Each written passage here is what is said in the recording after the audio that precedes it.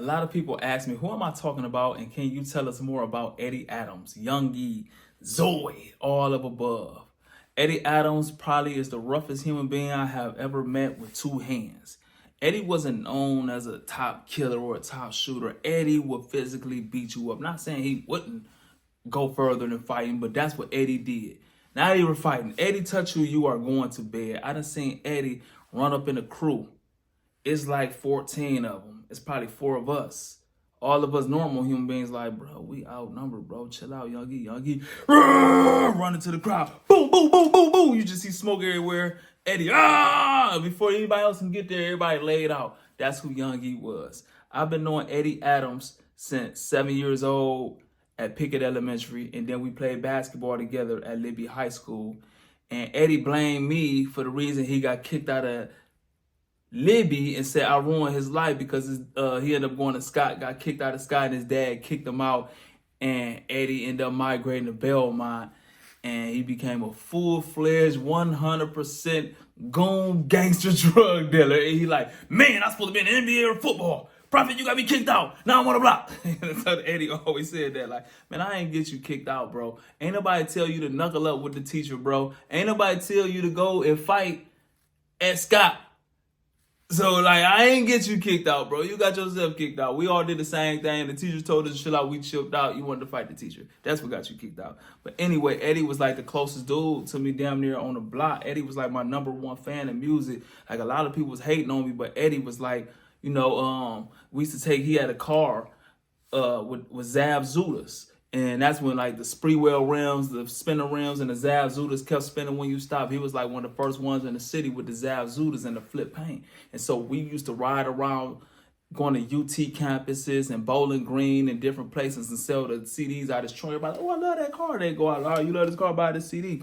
And so when it was time for me to start booking shows, because I couldn't really get shows in the city because of Eddie Adams, when he was a little younger, knocking everybody out everywhere he went, and Fat Cat Lil Ju beating everybody up everywhere we went. They be like, man, Prophet them crazy. Prophet ain't did shit. That was Eddie, Fat Cat Lil Ju tearing y'all club up. But I was the rapper. I was like the face of Belmont. So they wasn't bringing me in their club because they know the Belmont niggas tearing your club up gonna be there. So we invested our own money. Me and Eddie was going half on booking shows in different places, and we'd go perform and we'd split the money. And so that was how close of a relationship we had, right?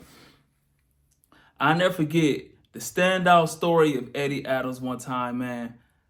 I seen Eddie, man. I done seen Eddie. People put guns on Eddie. Eddie, boom, still knock him out. Dead serious. I done seen Eddie knock out 2 people, stand over him like, I did this to you. I did this to you. That's how Eddie was. But I remember one time it was me, Eddie Adams, and Freaky Fred in my car. We driving around. We done got into it with some people from the other side of town. They really wasn't no threat. They was like from the suburbs, but we on the Belmont bullshit. We still riding around looking for some more BS to get in. And so we see G Graham from Hamilton Park smoking them. They getting into it on Detroit and Cherry. And so we jump out. Eddie go, punch through the window, trying to grab dude out. They done skirted off the car. And so it's all over now. We done chased a little bit. Now we laughing. Man, they doing about 60. Eddie round their heel, stop! You listen to me and stop! Chasing the car and shit. But that's who Eddie Adams was. But overall, man, Eddie would give you the shirt off his back. Eddie Adams was a good dude. But I remember how he started stacking his money. And I believe the way he stacked money, that should be taught in financial literacy classes for real. Eddie was a broke dude on the block for real when he was like 16. He ain't really had no bread like that. He was trying to find his way from being a fighter and a goon to a real hustler. You know what I'm saying? And so I remember Eddie said, I'm going to make $10,000 on the block and I'm out. And he was dead serious. He applied himself. He wouldn't spend $1, bro. He would take pennies off the ground and put in his pocket. He always said, if you disrespect the penny, a dollar disrespect you. You know what I'm saying? And then he said, you don't eat fast food. You stack your money, you go to the grocery store, you eat a little bit every day. You save your money, you stack your money. And so Eddie telling me, you blowing your money, Prophet. Why you keep going to get them fish sandwiches from McDonald's? I ain't give a fuck. I sold weed, shot dice, and sold CDs and went to McDonald's. But Eddie didn't. He ain't believe in selling McDonald's. So it was a dude who never had money on our block. And he trying to lecture me like, look at him. He's broke. And he gonna stay broke because he eat fast food. You can't get rich blowing your money on fast food every day. And so I watched this dude, and all of a sudden he come with the new whip, flipping paint, money, like, yeah. And he said, you disrespect the penny, dollar disrespect you. And so into those days, I really applied those principles. And so that's who Eddie Adams was to me. And Eddie Adams ended up getting killed on his birthday. And that was like a tragic day. I'll never forget at the funeral, his dad said, when I seen my son born, that was the best day of my life.